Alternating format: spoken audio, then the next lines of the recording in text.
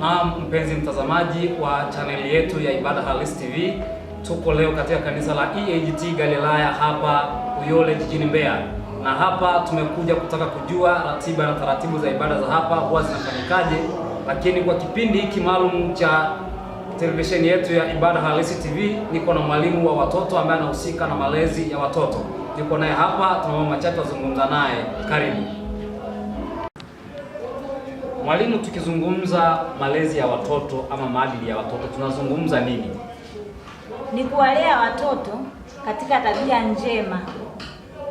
Ni kuwalea watoto katika tabia njema kimwili na kiroho, pia kuwaheshimu wazazi pia na jamii inayowazunguka.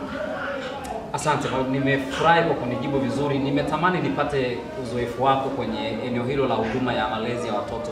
Una muda gani mpaka sasa kwenye huduma hiyo? Mpaka sasa kwenye huduma ya watoto nina kama miezi 4. Hongera, una uzoefu wa kutosha. Katika utendaji wa kazi kwa namna yoyote huwa kuna faida zake na pia kuna changamoto zake.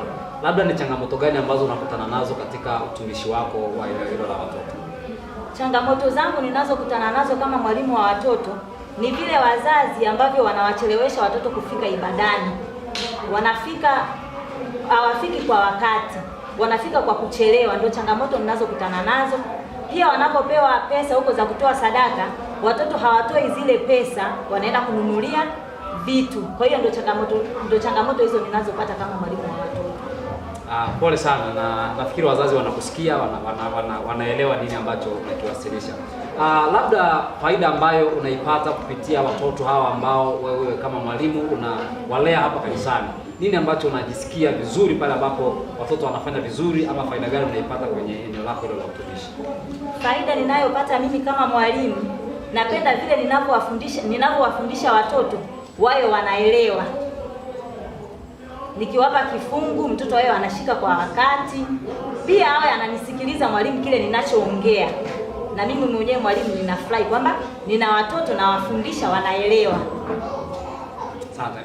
Huduma hii ambayo unaifanya mwalimu, ni huduma ya kuteuliwa ama ni wito kutoka kwa Mungu kama ambavyo wengine wanaitwa, kila mmoja anapewa karama yake katika kutumikia Mungu? Na wewe kwenye eneo hili la watoto ikoje mwalimu? Mimi naamini nimeitwa na Mungu, japo niliteuliwa, lakini naamini nimeitwa na Mungu, maana ni huduma ninayoipenda kutoka ndani.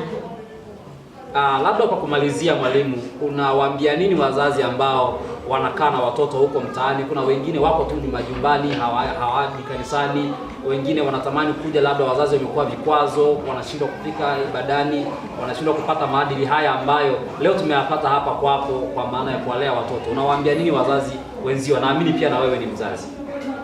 Mimi ninachowaambia wazazi ni kwamba wajitahidi kuwahimiza watoto wafike ibadani. Akimuhimiza mtoto afike ibadani, mtoto anaepukana na mambo mengi. Hawezi kujifunza makundi mabovu, hawezi kujifunza tabia mbaya, lakini mtoto akimleta kanisani, mtoto anajifunza mambo mengi, hata jichanganya na dunia. Mtoto atakuwa mwadilifu katika mambo yote. Kwa hiyo nilikuwa naomba wazazi wawahimize sana watoto kufika ibadani, wajifunze misingi ya Mungu.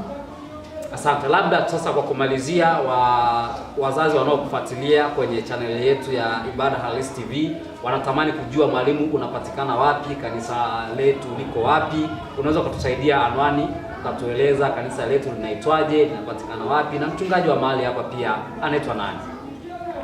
Amina. Kwa wazazi mnaonisikia, karibuni. Kanisa letu lipo maeneo ya Jelele, ni EAGT Galilaya kwa mchungaji Riziki na Sanaeli Ng'ondia. Karibuni wazazi, muwalete watoto. Kwa kumalizia kabisa mwalimu, kipindi cha watoto rasmi hapa kanisani huwa kinaanza muda gani, ili wazazi waandae watoto kule kwa wakati na kuhakikisha wanafika hapa ibadani? Kipindi cha watoto tunaanza Jumamosi ni saa 11 kamili, pia na Jumapili saa 3 kamili asubuhi.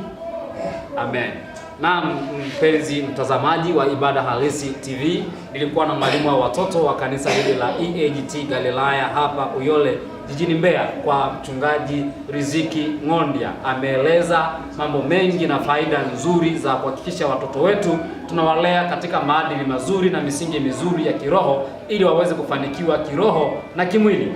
Na hivi ndivyo ninavyohitimisha majadiliano yangu ya muda mchache na mwalimu wa watoto hapa kanisani. Ninayekuletea matangazo haya mimi ni Peter mwana wa Po, bila kusahau nyuma ya kamera amesimama mtumishi wa Mungu Meshaki. Mungu awabariki sana. Shalom, shalom.